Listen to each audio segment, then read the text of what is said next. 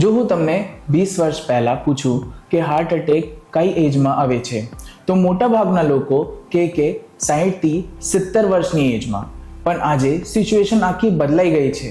આજે આપણે રોજ ન્યૂઝમાં જોઈએ છે કે કોઈ 35 વર્ષનો બિઝનેસમેન, 32 વર્ષનો આઈટી પ્રોફેશનલ કે 40 વર્ષનો ફિટનેસ એન્થુસિયાસ્ટ અચાનક હાર્ટ એટેકનો શિકાર થઈ ગયો. કેટલાક વર્ષ પહેલા એક્ટર સિદ્ધાર્થ શુક્લાની સડન કાર્ડિયાક ડેથ એ આખા દેશને શોક કરી દીધો હતો. Kannada superstar Puneeth Rajkumar gym workout પછી કોલેપ્સ થઈ ગયા હતા. આવા ઘણા એક્ઝામ્પલ્સે એક બહુ મોટો પ્રશ્ન ઊભો કર્યો છે. આખિર યંગ લોકોને હાર્ટ એટેક કેમ આવી રહ્યો છે? સૌથી પહેલા એક વાત સમજો, હાર્ટ એટેક ક્યારે પણ એક દિવસમાં નથી થતો. હાર્ટ એટેક આપને અચાનક દેખાય છે, પણ એની તૈયારી શરીરની અંદર ઘણી વર્ષોથી ચાલી રહી હોય છે. જ્યારે બ્લોકેજ, ઇન્ફ્લેમેશન અને બ્લડ વેઝલ્સ ડેમેજ એક સર્ટેન લેવલ સુધી પહોંચી જાય છે, ત્યારે જેને એક દિવસ સિમ્ટમ્સ સામે આવે છે. હું તમને એક એક્ઝામ્પલ આપું છું. માની લો બે વ્યક્તિ છે. એક વ્યક્તિ 60 વર્ષનો છે, જો રોજ વોક કરે છે, ડાયાબિટીસ નથી, બીપી કંટ્રોલમાં છે અને તેનું વેટ પણ નોર્મલ છે. બીજો વ્યક્તિ ફક્ત 35 વર્ષનો છે, પણ તેની સિટિંગ જોબ છે, પેટ બહાર નીકળેલું છે, સ્ટ્રેસ બહુ વધારે છે, રાત્રે મોડા સુધી જાગે છે અને તેના ટ્રાઇગ્લિસરાઇડ્સ અને બ્લડ શુગર બોર્ડરલાઇન હાઈ છે. તમને શું લાગે છે, આ બંને વ્યક્તિમાંથી કયા વ્યક્તિનું હાર્ટ વધારે હેલ્ધી છે? ઘણીવાર આપની બાયોલોજિકલ એજ અને એક્ચ્યુઅલ એજ અલગ હોય છે. આ જ કારણથી આજે 35 વર્ષની ઉંમર પણ હાર્ટ એટેક જોવામાં મળી રહ્યો છે. આનું સૌથી મોટું રીઝન છે મેટાબોલિક સિન્ડ્રોમ અને ઇન્સ્યુલિન રેઝિસ્ટન્સ. આજે ઘણા યંગ લોકો બહારથી ફિટ દેખાય છે, પણ અંદરથી તેમનું મેટાબોલિઝમ ડિસ્ટર્બ હોય છે. ફેટી લીવર, હાઈ ટ્રાઇગ્લિસરાઇડ્સ, લો HDL કોલેસ્ટ્રોલ, પ્રી ડાયાબિટીસ અને ઓબેસિટી જેવી પ્રોબ્લેમ્સ ધીમે ધીમે બ્લડ વેઝલ્સને ડેમેજ કરતી રહે છે. પ્રોબ્લેમ્સ એ છે કે શરૂઆતમાં આના કોઈ સિમ્ટમ્સ નથી હોતા. રિપોર્ટ નોર્મલ લાગી શકે છે, ECG નોર્મલ આવી શકે છે, પણ ડેમેજ સાયલેન્ટલી ચાલતું રહે છે. બીજું બહુ મોટું રીઝન છે chronic stress.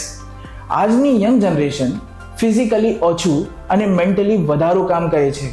Office targets, business pressure, EMI અને ફેમિલી રિસ્પોન્સિબિલિટીઝ અને સોશિયલ મીડિયા કમ્પેરિઝન એ સ્ટ્રેસને નોર્મલ બનાવી દીધું છે.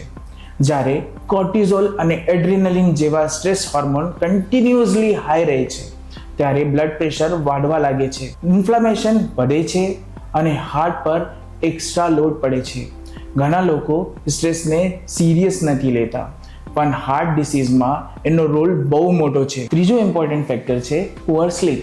આજે ઘણા લોકો ફક્ત 5 થી 6 કલાકની સ્લીપ લઈને પોતાને પ્રોડક્ટિવ સમજે છે, પણ રિસર્ચ વારંવાર બતાવે છે કે પુઅર સ્લીપ ડાયાબિટીસ, ઓબેસિટી અને હાર્ટ ડિસીઝના રિસ્કને સિગ્નિફિકન્ટલી વધારી શકે છે. આપણા શરીરનું રિપેર વર્ક રાત્રે થતું રહે છે. જો સ્લીપ જ કોમ્પ્રોમાઇઝ થઈ જાય તો બોડીના રિકવર થવાનો મોકો નથી મળતો. એક બીજી વસ્તુ જે આજકાલ બહુ કોમન થઈ ગઈ છે એ છે ફિઝિકલ ઇનએક્ટિવિટી. આપણી લાઈફમાં કન્વિનિયન્સ વધી ગયા છે, પણ મૂવમેન્ટ ઓછું થઈ ગયું છે. લિફ્ટ, કાર, ડેસ્ક જોબ અને મોબાઈલ સ્ક્રીન એ વોકિંગ અને ફિઝિકલ એક્ટિવિટીને રિપ્લેસ કરી દીધી છે. હાર્ટને હેલ્ધી રાખવા માટે રેગ્યુલર મૂવમેન્ટ એટલી જ ઇમ્પોર્ટન્ટ છે જેટલું એન્જિન માટે ફ્યુલ. હવે પ્રશ્ન આવે છે કે બચાવ કેવી રીતે કરવો? સૌથી પહેલાં પોતાની વેસ્ટ લાઇન પર ધ્યાન આપો.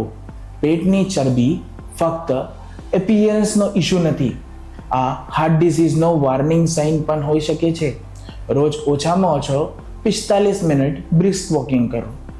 અઠવાડિયામાં કેટલાક દિવસો સ્ટ્રેન્થ ટ્રેનિંગ કે સૂર્ય નમસ્કાર પણ જરૂર કરો. 7 થી 8 કલાકની ક્વોલિટી સ્લીપ લો. સ્મોકિંગ અને તંબાકુથી દૂર રહો. અને સૌથી ઇમ્પોર્ટન્ટ, પોતાના સ્ટ્રેસને મેનેજ કરવાનું શીખો. અનુલોમ વિલોમ, ભ્રામરી પ્રાણાયામ અને મેડિટેશન જેવી પ્રેક્ટિસીસ હાર્ટ અને નર્વસ સિસ્ટમ બંને માટે બેનિફિશિયલ હોઈ શકે છે. માધવબાગમાં પણ અમે ફક્ત બ્લોકેજ કે હાર્ટ એટેકના ટ્રીટમેન્ટ પર ફોકસ નથી કરતા.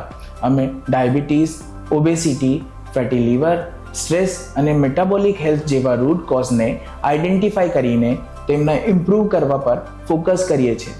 કારણ કે જ્યાં સુધી રૂટ કોઝ સરખો નથી થાય ત્યાં સુધી long term heart protection possible નથી. તો ફાઇનલ વાત યાદ રાખો, હાર્ટ અટેક હવે ફક્ત બુઢાપાની બીમારી નથી રહી. આજે આ લાઇફસ્ટાઇલ અને મેટાબોલિઝમની બીમારી બની ગઈ છે.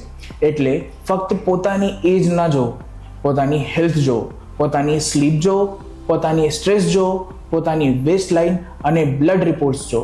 કારણ કે પ્રિવેન્શન હંમેશા ટ્રીટમેન્ટ કરતાં વધારે સારું હોય છે. જો તમને હાર્ટ અટેક પ્રિવેન્શન કે હાર્ટ હેલ્થ સંબંધિત કોઈ પણ ડાઉટ હોય તો કમેન્ટ સેક્શનમાં જરૂર પૂછો. અને જો તમે પોતાનો હાર્ટ રિસ્ક સમજવા માંગો છો તો તમારા નિયરેસ્ટ માધવબાગ ક્લિનિક કે હોસ્પિટલની મુલાકાત જરૂર લો.